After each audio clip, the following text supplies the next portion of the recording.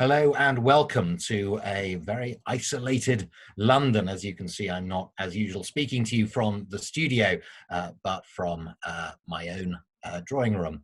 I'm Charlie Gibson. I'm head of research I'm head of mining research at Edison Investment Research. And I have two charts to show you in the current environment. We all know what environment that is, but the first one just shows you how metal prices have performed. And we've got 17 metals and minerals here since the 31st of December 2019. So this is basically a proxy for the period when COVID-19, when coronavirus became an issue for us all. And I just want to draw your attention in the first one to several things.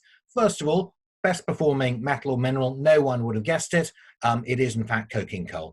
Second best performing metal, again, no one would have guessed it remotely, is iron ore. Third best performing, gold. Some people might have guessed that over the course of the period. Gold has, at the point where that slide was drawn up, it was actually about flat. There's been a bit of a bounce in the last 24 hours or so. There's a little tick up at the end. Anyway, it is roughly flat, can we say, over the course of the year. So now, but what I really want to draw your attention to is right at the very bottom is oil. Now, oil is quite a good proxy for the cost base of miners. And so what we've got here is we can see that even where some of those metals and minerals have fallen, for example, palladium, you can see it's quite a precipitous fall from the best performing metal to the fourth worst performing metal over that period of time.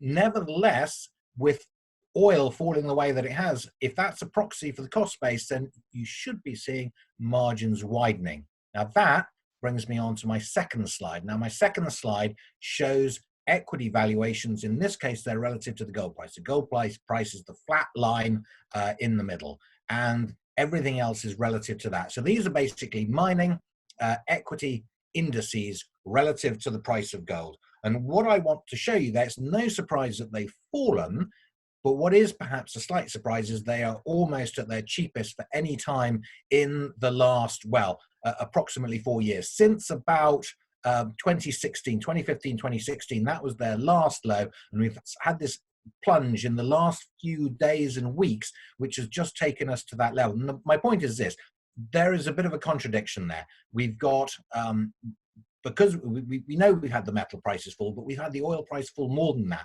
So margins should be widening, and yet equities are close to their cheapest relative to the metal that they have ever been within the space, certainly, of the last 20 years. Now, that is what I want to plant in your mind, if you like, the thought.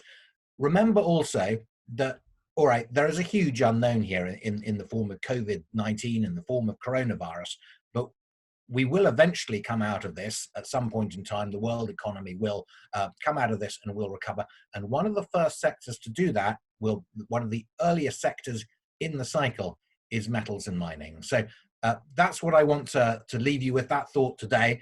Until we meet again, shall we say, this is me, Charlie Gibson, signing off from London town. And I hope, until we bring you more such opportunities and ideas, I hope that you'll have a very capital day.